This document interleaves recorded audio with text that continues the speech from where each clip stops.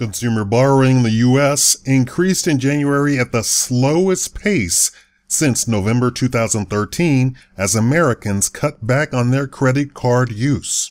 The $11.6 billion advance followed a $17.9 billion gain in the previous month that was bigger than previously estimated, Federal Reserve figures show Friday in Washington. Non-revolving credit, which includes loans for education and motor vehicle purchases, accelerated. Households may become more willing to borrow and take advantage of low interest rates once they see faster wage growth in the heels of an improving labor market. Employers added 295,000 workers to payroll last month, while hourly earnings rose less than forecast, a report showed early Friday. The media forecast of 34 economists surveyed by Bloomberg called for an increase in $14.4 billion in consumer credit after initially reporting $14.8 billion December gain. The report doesn't track debt secured by real estate,